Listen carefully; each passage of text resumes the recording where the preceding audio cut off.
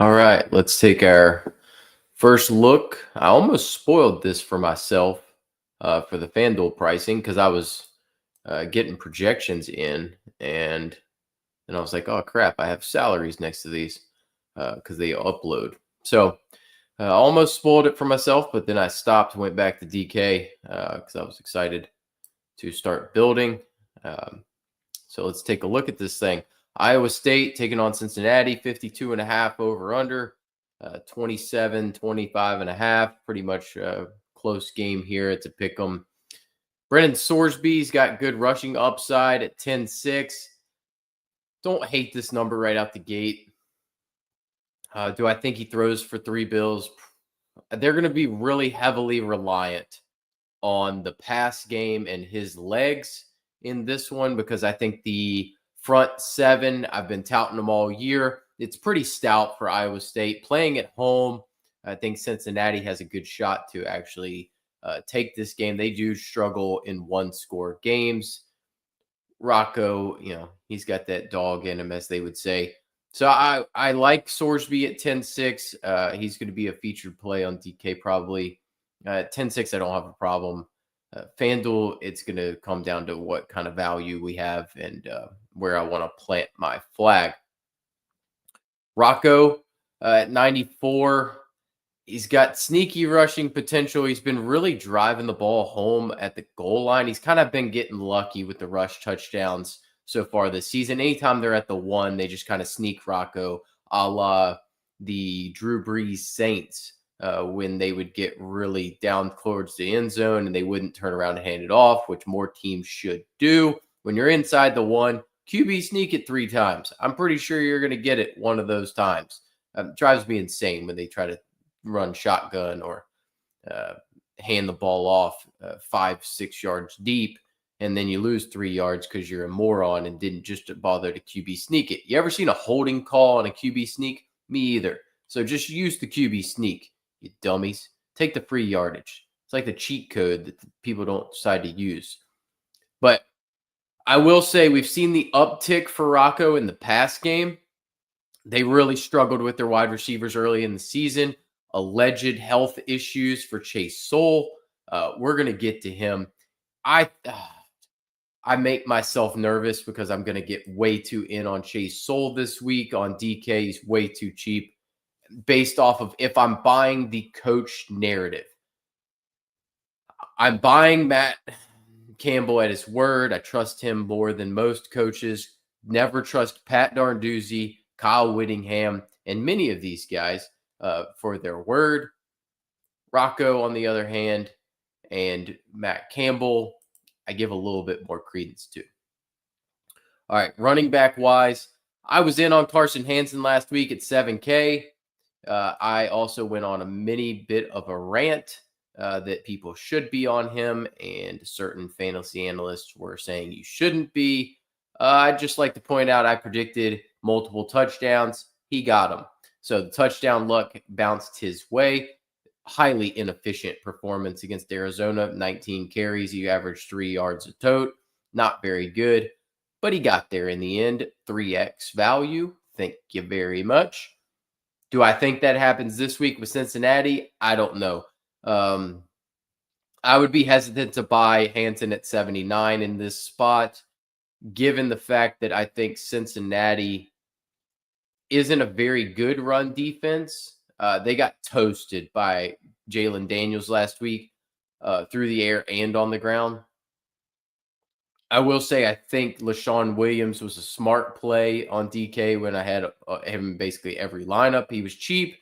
He averaged 6 yards a carry.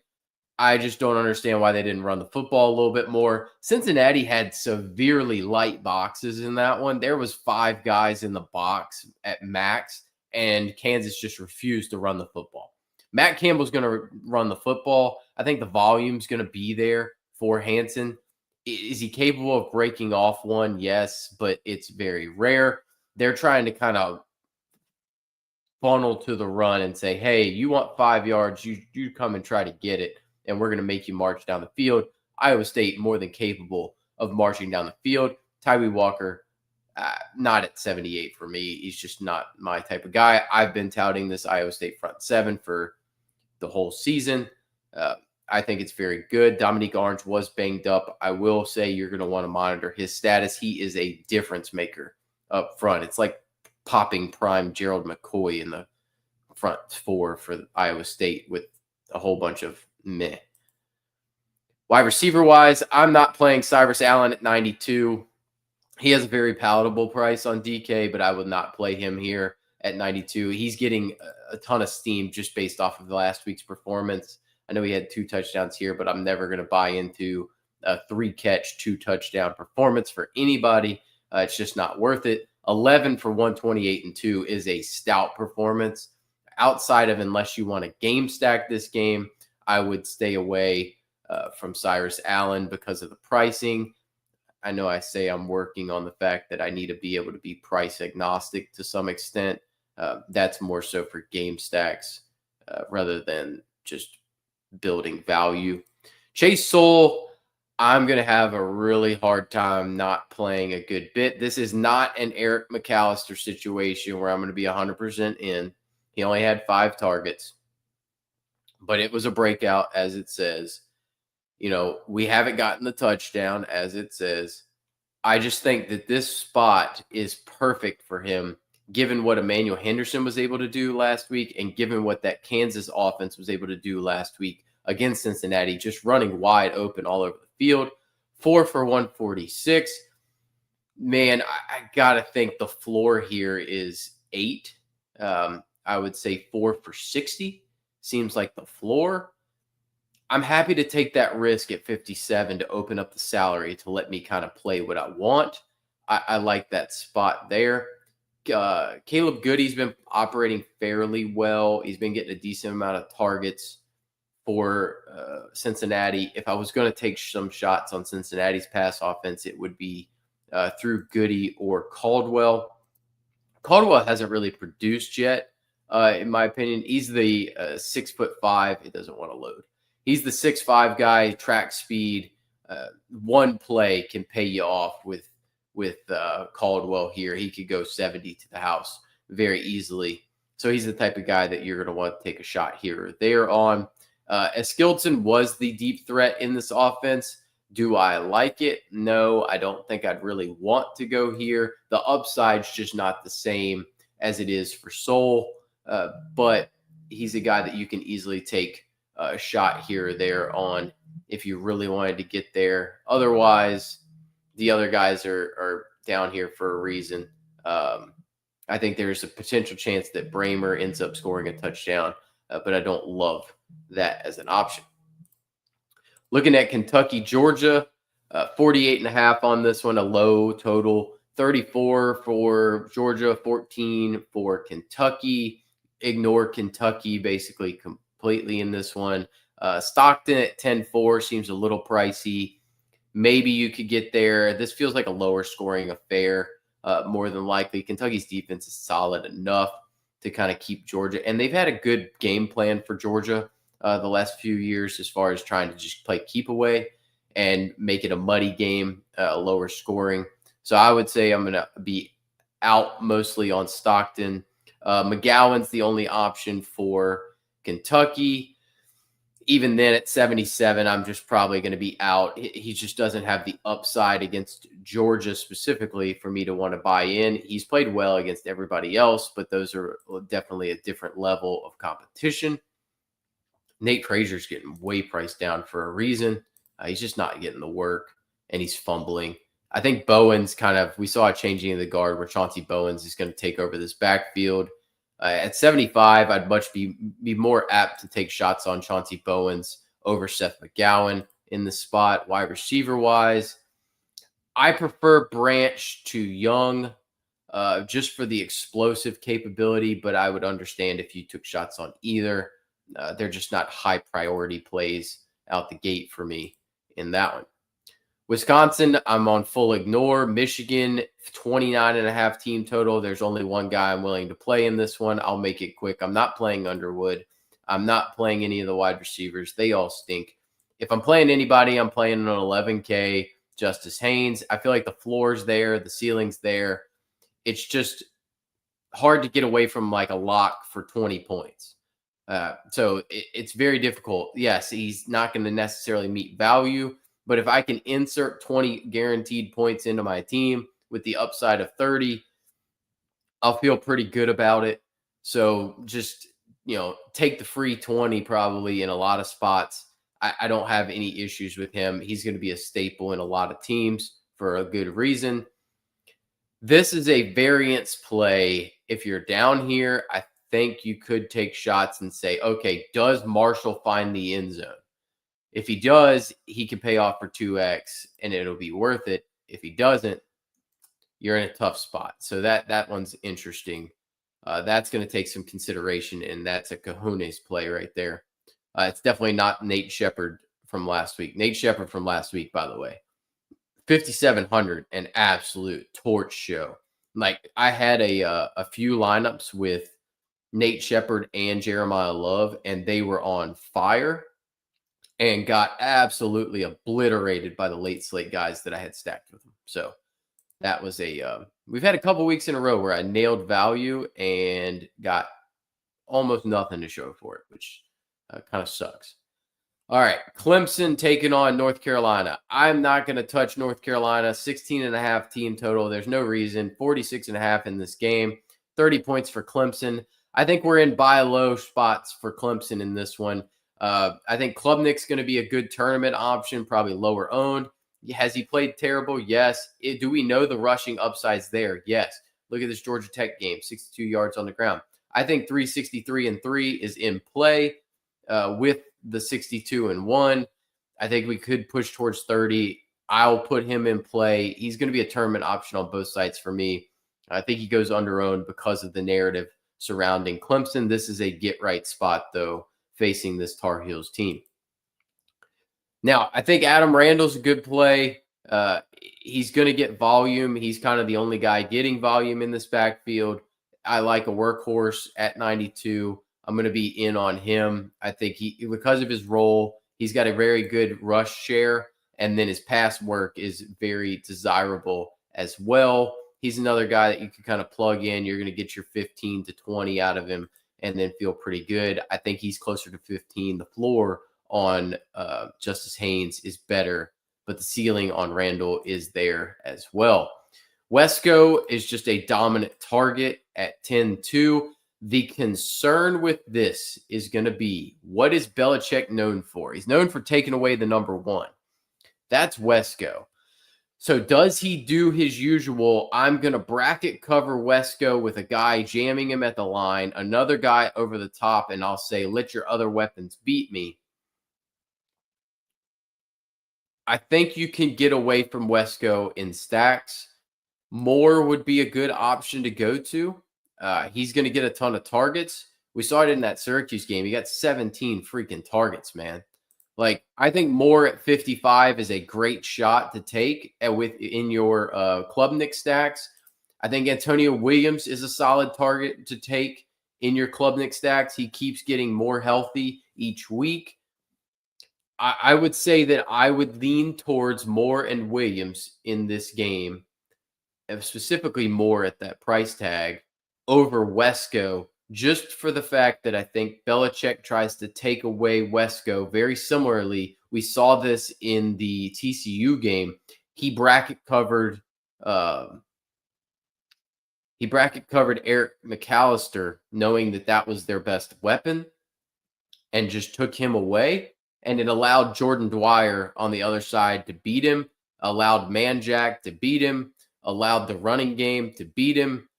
I don't think he's afraid of Adam Randall. I don't think he's afraid of TJ Moore and Antonio Williams. He should be, but Wesco, I think, is the one that everybody starts to gravitate to when they pair with Klubnik. I'll get different. I'll play TJ Moore with him and even Antonio Williams, or go Adam Randall, TJ Moore, and Klubnik. I think there's a lot of viability there. I'm going to be in on the Klubnik stacks this week because they don't have the options opposite, and I do not feel any need to bring it back whatsoever. Boise State takes on Notre Dame. I think this could be a fun one. This has shootout potential. 64 and a half in this one, 41 and a half for Notre Dame, 23 for Boise. CJ Carr is just too expensive. There's too many outs for this to go wrong, right? It went right last week because he had 4 passing touchdowns, but 2 of them went to the running backs. It's just a difficult spot. I think it's much more likely you see that 15-point game over. We haven't seen the rush totals. Like if you add this number up, he ran the ball more in that Miami game. He's kind of gone away from it lately. I don't think this is even as bad as an Arkansas defense. I'm probably out there. Madsen, I have minimal interest in. I think he's going to have to chuck it. I think in game stacks he's in play. I wouldn't play him just to play him, though. He's more of a game stack guy if you want to get leverage there and play that this thing goes off the rails a little bit. Jeremiah Love, he's priced up. There's a reason for it. He's just been absolutely dominant the last 3 weeks. They're trying to make it so he's going to, at worst, hit 2x value. Is he a better play on a points per dollar basis than Justice Haynes? That's to be determined, right? There are outs where he doesn't get there, but it's going to be hard pressed for him not to be a multi-touchdown scorer. His versatility in the pass game has been on full display lately. I would probably prefer Love to Haynes just because he's more of the focal point of this offense. There are ways that Michigan scores that are not necessarily based around Haynes. Jadarian Price not getting the workload to justify this price tag. He's gotten there the last few weeks, but you're really going to need touchdowns to fall your way. Actually, 3 of those 4 passing touchdowns for CJ Carr went to running backs. So I'd rather play through the backs. The price on DK is much more palatable than this 9,100. I'd rather just play Adam Randall, who I know is going to get all the work compared to Darian Price here. I'll probably avoid the Boise backs. Riley's priced up too much. He's definitely my favorite of the bunch, but they split work heavily, and it's kind of roulette as to who's going to get the bulk, the lion's share. I think Riley's starting to take over that backfield, though, but 8,400 is far too much for him in this spot. Sire Gaines probably more interesting. I don't like Malik Sherrod here. I would rather play Malachi Fields than Jordan Faison. I know Faison's been getting a good amount of targets, 7 catches, 89 yards.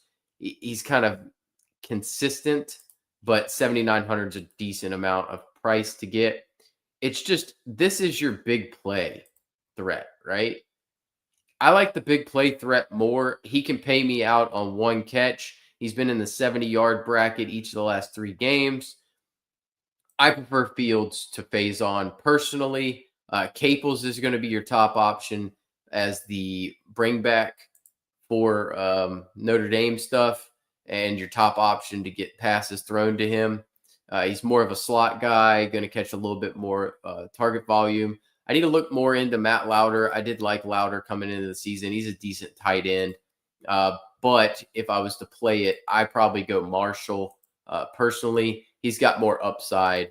So if I was doing a game stack in this one, which I probably will eventually, I would go Caples, Marshall, I would go at least one of Caples or Marshall, leaning Caples as the top option, with probably Fields and Love, and then Madsen. Do I think you should double stack Madsen? Probably not, but they're going to chuck it. There is the possibility that it does pay out to double stack and just bring it back with Jeremiah Love. You don't have to play Fields in that situation. You can play Fields, Love, one of the Boise guys. I like to be able to diversify because of the limited spots and not the extra flex spot compared to DK. So I think you can go one of the Boise guys with the Notre Dame wideout, play Jeremiah Love, play Madsen that way, or you can go Madsen doubles with Jeremiah Love as well, hoping that it's concentrated. Another game that's great to stack. This is one, Alabama Vanderbilt. We got a 56.5 total in this one. This feels like an over to me. 33 for Alabama, 23.5 for Vanderbilt. This just feels like an over. Ty Simpson's a great play. He's playing really well right now. He's got a little bit of rushing upside. He's throwing the ball really well, multiple touchdown passes in every game. He did look lost in that Florida State game, but otherwise has looked very good. Looked fabulous against Georgia early in that one. Specifically, even could have been better if Ryan Williams knew how to catch deep balls. Diego Pavia, he's going to run the ball. He's going to have to carry the team on his back. He's going to be a guy you're going to want to take shots on here and there. At 10-7, he's in play. He's got to carry them. I don't know. I wouldn't play Cedric Alexander at 8,300. I'm full of void on the Alabama backfield. I just don't like it personally. I prefer to play it through the pass game. They got so many weapons there. Yeah, I'm probably out on Cedric Alexander. I wouldn't play any of the backs in this one. I think you're going to end up getting there. If you wanted to, they're GPP plays, and they end up being very different because I think everybody's going to play through the pass. Hey, look at that. FanDuel's finally figuring it out, man. Jeremy Bernard's priced way up. Should he be? Probably. He's just an ultimate weapon. I have no problems getting to him. I have no problems getting to Ryan Williams. Ryan Williams is going to be very, very popular at 8,200. He would not be priced at 8,200 had he caught that deep ball, because now you're looking at 6 for 95 and a touch. That's a big difference. He's prone to these big games, 5 for 165 and 2. So you got to be willing to take plenty of shots there. Junior Sherrill, not so much for me. Personally, I'm not necessarily as in there. I prefer going to Stowers or Trey Richardson. Richardson just hadn't quite had the touchdown luck. Stowers, a very competent weapon and a great relationship with Pavia. He's got a great floor at 6K. I have no problems with Stowers or Richardson being their stat partner. I would lean towards Stowers. He's more apt to hit him for touchdowns, specifically on FanDuel. So I would say favorite plays out of the bunch, Williams for price and Stowers with both quarterbacks. But if I'm doing that, I'm probably going to end up on Bernard, Williams, Stowers, Simpson, and Pavia. I will have that. I have no doubt about that that's going to be in play for me. Penn State takes on UCLA. UCLA, bunch of morons. They have 13-point team total. I doubt they even get there. Nico absolutely sucks. Tino Sinceri got the boot yesterday. That's probably a dumb decision. They brought in Jerry Neuheisel, who also not exactly the best coach of all time. I would say Tino Sinceri, it'll be interesting to see where he goes, what he does after this. Does he return to SIG in some capacity at Indiana? I don't see why he wouldn't, but he's a up-and-coming coach. He deserves to have a quality job. He's a very smart mind in the business. All that said, ignore UCLA completely, like they don't exist, like they are the plague. Penn State's going to be annoyed that they lost. They do travel cross country. I think Aller is in play to an extent. He's cheap enough that you could take shots. What will they do and how will they do it in order for Aller to try to get going? It's a glaring weakness of this team that Aller is not going. They're going to have to figure that out. So does he run the ball a little bit in this one? This just feels like a prime spot for Aller to do, have a rushing touchdown, 3 passing touchdowns, and pay off in spades. I think he's worth shots here and there. Nick Singleton priced up a little bit. Be interested to see that. Katron Allen's priced appropriately. That's going to be tough to decide. It's much easier on DK where Allen's really cheap and Singleton's priced up. That's tough, man. We're coming off a game where Singleton looked absolutely abysmal. We know he's capable of ripping off big chunk plays, specifically in the pass game. Katron, more of your grind it out. He's going to get you 100 yards and a touchdown type guy.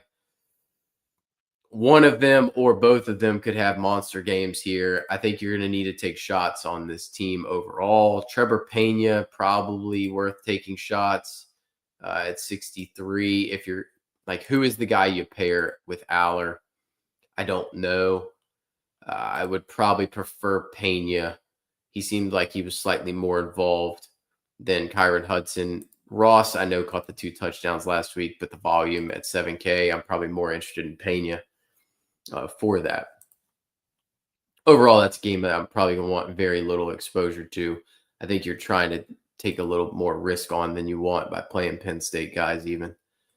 All right. This game can shoot out. Virginia, Louisville. It's a fun one. It's a game that I'll have on a side TV, no doubt about it. 62.5 over under, 34.5 Louisville, 28 Virginia. I like Virginia a good bit. And I think Louisville's going to play some shootout style games. They did it last week. One of my best stacks was the Louisville Pitt. It came in very under owned. It did very well. Where I'm nervous is teams coming off of these big games tend to have those downfalls. We saw it with Indiana last week. They didn't really play great on offense. I went pretty heavy on Indiana at Iowa. That makes me a little nervous for Virginia coming off of that big Florida State win. Louisville's coming off of a emotional win against Pitt as well. Is this just a dud of a game? I don't want to go overboard on this one because I have enough trepidation. Chandler Morris is priced way up. Uh, it's if I'm not playing game stacks, I'm kind of nervous to get here, right? Because I think Louisville has a good enough defense to kind of keep him enough in check. There are ways that it goes sideways for him. You can see it in this NC State game. NC State, terrible defense, and Chandler ended up with only 18 points. So that's where I would get a little bit nervous. Miller Moss, do not count whatsoever on for any rushing production. That rushing touchdown was just a stroke of luck. He could get there, but this is too much probably for me. I'm probably out unless it's a game stack. So that's kind of where both quarterbacks are more game stack dependent for me, given the price tags there. Jamari Taylor just keeps getting it done.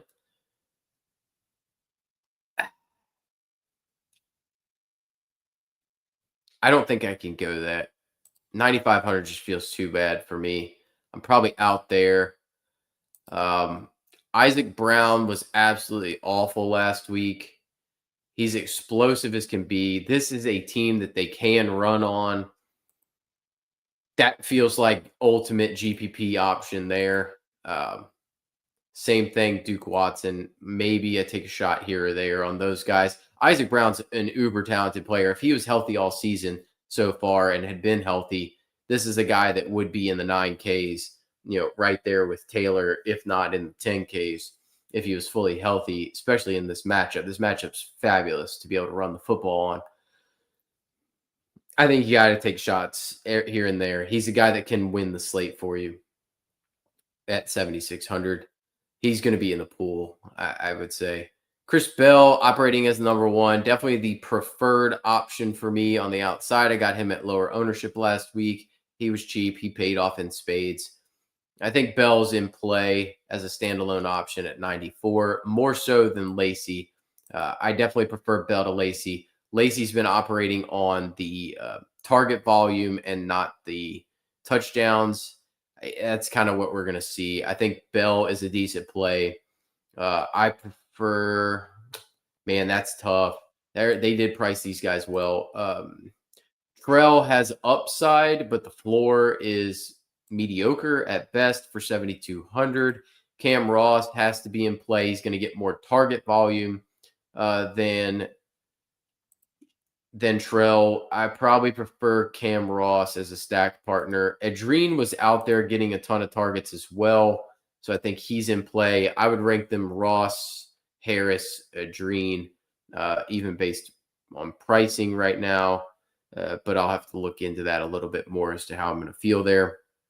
Same thing, I prefer Bell to Lacey.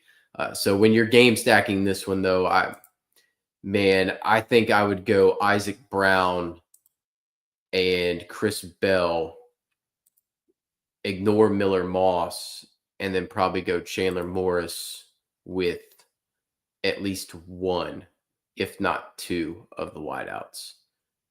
If I was doing two, it'd be Ross, Harris. but we'll see. I think this game feels the game stacky, but it's a. I just think it could be a letdown. I don't know.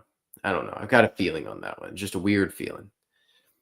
Texas, Florida, 44.5 over under, 25.5 Texas, 19 Florida. Florida's just a full stay away. Texas's defense is good. This feels like a game that's low scoring, but they did at least price Arch Manning way down. I think you could take shots. He feels GPP optiony. I prefer Klubnik, obviously, at 10, but there's avenues where Arch feels pretty good in this one. Wisner's banged up. I'm probably on a void at 9K. Baugh, I like Jaden Baugh, but man, at 74, it's going to be tough for him to get there as well, given the context of the offense. He's the workhorse back for these guys, though. Gibson could be a okay play if Baxter and Wisner both sat. It sounds like they're going to be a go. I'm probably full of void on the Texas backfield this week, and I would play it through Arch if I was going to. Livingstone's priced too far up in this spot. I'm out there. There's just too much risk on that.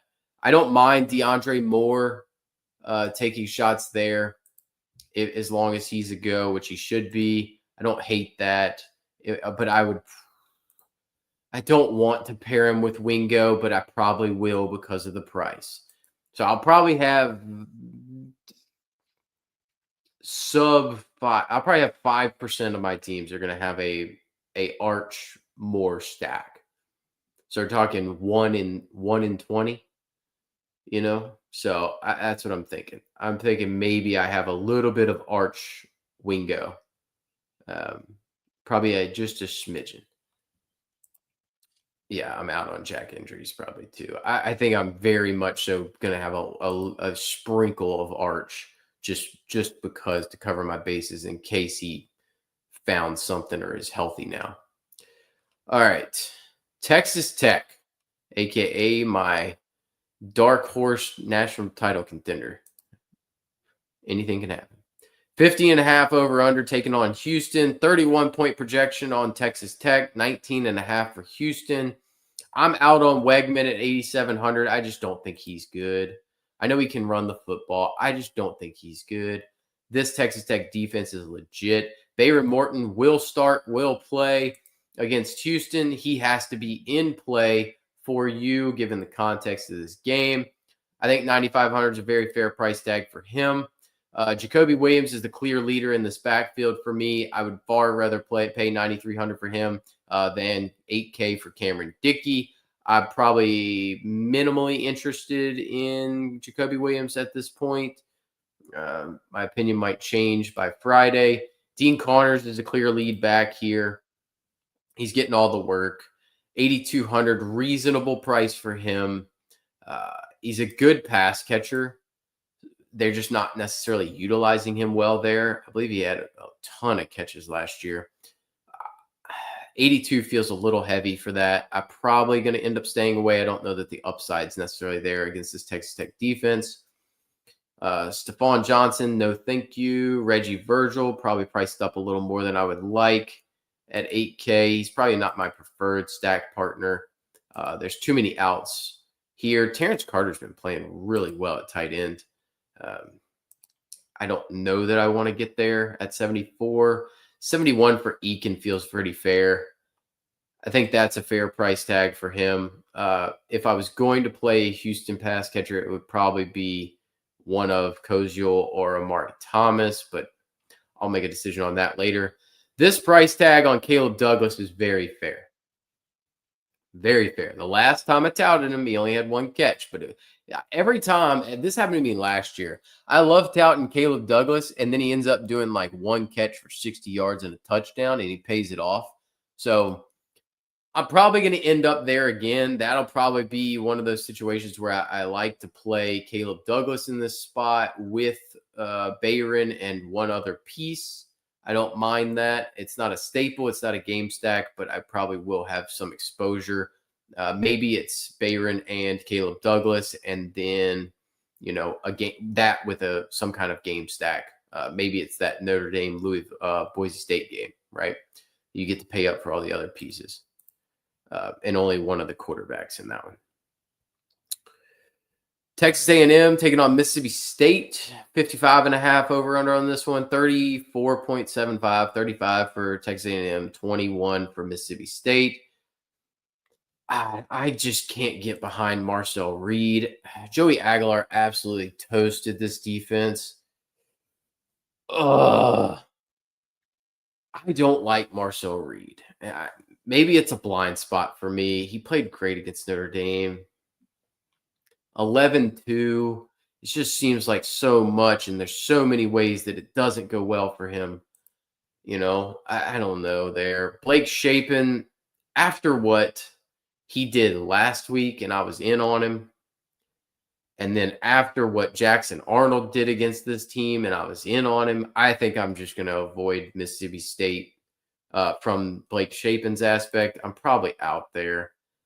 I want to be in. Everything screams to me that it's a value, but I'm probably out. I don't want to play in that pool this week. Le'Veon Moss is I'm going to be in on at 10-2. I know he was a little banged up last week, but still another 20 carries. That's actually the most yards he's ever run for in a game, which was surprising to me. I think multiple touchdowns is in play. 100 yards is in play. So you got to kind of be in there. I would say I prefer Jeremiah Love, Justice Haynes in that same range.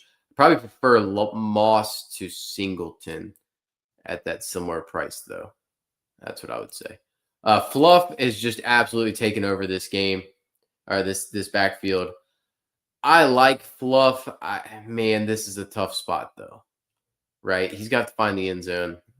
And if they're trailing, they're going to chuck it. That's going to be a tough one. Fluff right now is in the pool, but maybe he isn't in the long run. Concepcion and Craver at 10 and 9. Man, those are hefty prices too. Do I really want to pair them? It might be a situation where this past game ends up being a GPP play just to get different. And maybe I just want it to have some exposure. Given that I'm playing so many teams, I think I'll have some exposure. I don't love it though. Thompson and Evans were both banged up last week. Yeah, see, like there's no mention of the fact that Thompson didn't even play the second half. That killed me last week, really. That was what killed me. I still like Thompson. I prefer him to Evans on FanDuel. So I think 6,700, I'll be in a hair on Thompson just a bit. He'd be my preferred bring back option as long as we get word he's playing in this one. Colorado at TCU, 59.5 over under, 36.5 for TCU, 23 for Colorado. I think there should be some points scored in this one. 9,700 for Salter seems fair. He's just very dumb when it comes to pocket awareness. He took like a 30-yard sack last week. Throw the ball away, Caden. Throw the ball away. Save me the 2 points, please, going forward. Throwing the football, not his strong suit. Wouldn't expect that. He's going to be able to run it, though. I mean, if he can run the football, this team does struggle on defense to an extent. He's probably only in play in game stacks, given his price tag. Hoover firmly got to be in play. He's always going to struggle a little bit with the rushing upside. Pass-wise, he's there. I think playing at home, he can put up some big numbers. 10-3, fair price tag. Don't mind stacking him in this one. Kavorian Barnes still banged up. He's hopeful that he's going to be available. Hopeful is never a good sign. If he was playing and fully healthy, I think you got to be in on Barnes, especially at this price. I would never play Payne at 7K.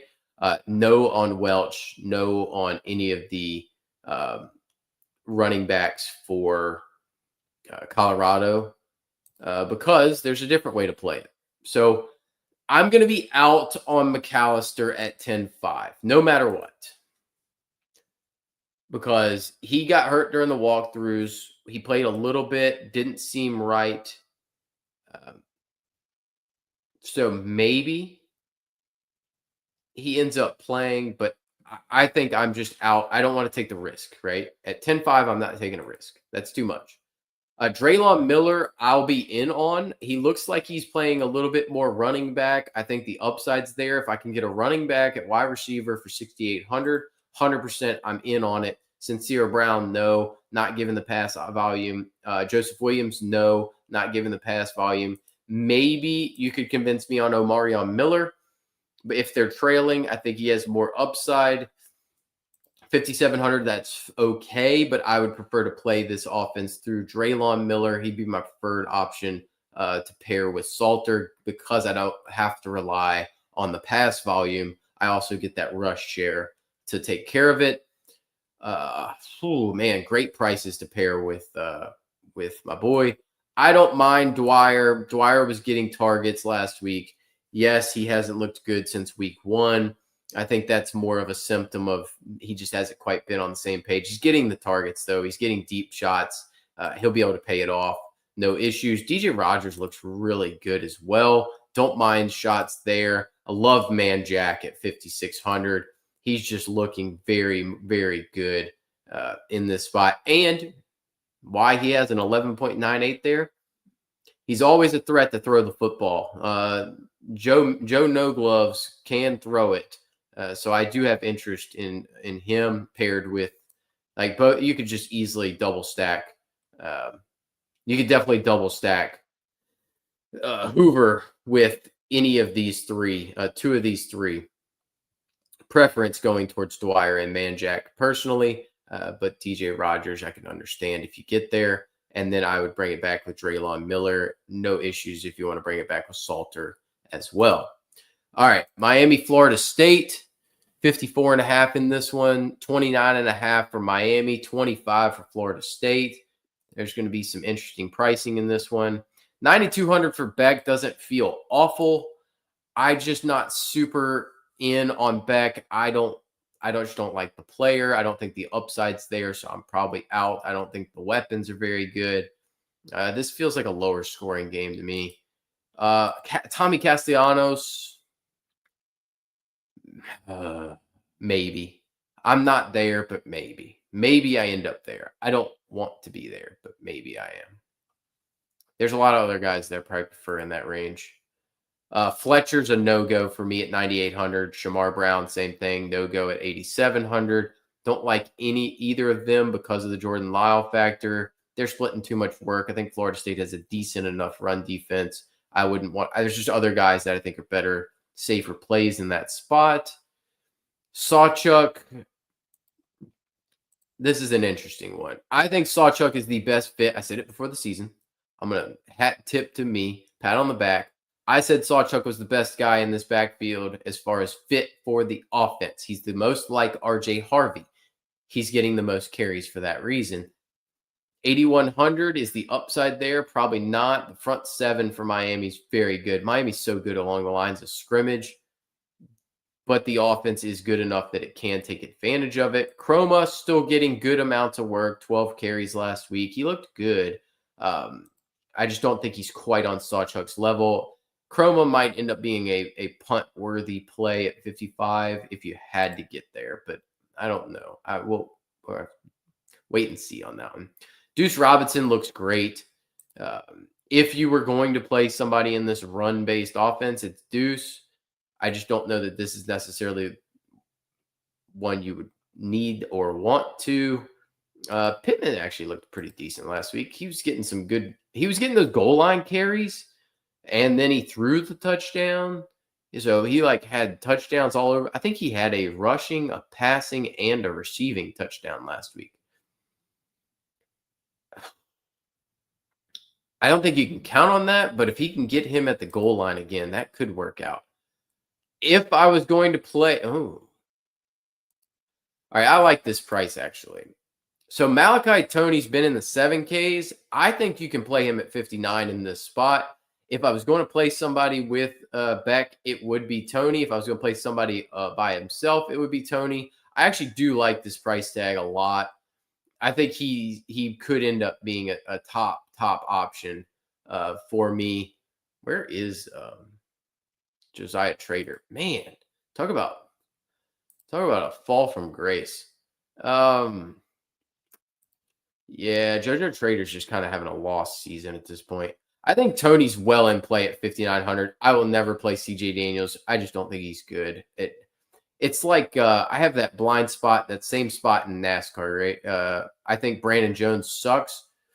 Think he's terrible in Xfinity. I refuse to play him. He always wrecks if I play him. And when I don't play him, he runs okay or wrecks. So I just decided I'm never playing him. And I'm not trying to play the guessing game. Last week he won. I still won money because it doesn't matter because I just don't like him. So, period. Some of those guys, there's going to be guys like that. You're going to have a blind spot for him. You're going to refuse to play him. You know, one of those guys, well, I don't dislike this guy, but Ohio State takes on Minnesota, 44.5 over under, 34 for Ohio State, 10 for Minnesota. We ain't Sky Yaman over here. I refuse to play Julian Sayin. He's just not worth it to me. He doesn't have any upside for my money. 10-2 is just too much for me. I'm out. This kid, Drake Lindsay, I have moderate interest going forward in. I just don't think this is the matchup. After what they did to DeMond Williams on the road, what are they going to do here to this poor freshman quarterback? No, thank you. If Darius Taylor was to play, would I be interested? Man, he's so good. If he played, he'd be so good. He's banged up. He's coming back off of injury, facing this Ohio State team. I'm probably out no matter what. I'm in on this. 6,900. I'm going to buy right now before he's 8K. Give me Bo Jackson. I'll play all the Bo at 6,900. Seems he's got the hip fixed up. He's good to go. Donaldson just kind of got there on touchdown equity last week. I'm out on that. I think Bo Jackson's the only guy you can consider for Ohio State, and I think you very need to highly consider him at 6,900. He might end up being a core play at that price. That's pretty good. 11.5 for Jeremiah. You always need to keep him in the pool. He's just too good. He's got 18.4 probably, the 33-point upside. It's in there. If they're going to score a lot of points, it's coming through him. I'm not going to play any of the wide receivers for Minnesota. I know they're going to have to throw the heck out of the football. Maybe if somebody's just getting a ton of volume, you could get me there. But I don't think they're really spreading it out. Like Brockington, Smith, Tracy, and Gears are all getting a ton of target volume when they drop back to pass. So I think it's just too spread out. It's not concentrated enough of a tree by comparison to what we had last year. So I would say I'm probably on an avoid there. But Bo Jackson and Jeremiah are probably the only two guys in this game worth a shot for me. So nice, easy run through on FanDuel, lots of games. I'm going to start working on my player pool and narrowing it down for DK, try to get more of the optimal plays in here. I'm going to work on that so that I have the player pool for you guys tomorrow of who I'm kind of interested in. I saw somebody saying that DK was pretty tight this week. I don't think so whatsoever. There's a ton of value at wide receiver per usual. You know, I don't know. People are going to say it's tight. It's been loose. I don't know. I don't think it's any different than it was last week. It feels pretty wide open to me. So I'll have the DK player pool and / lineup builder where we go over our game stacks and core plays and GPP options tomorrow.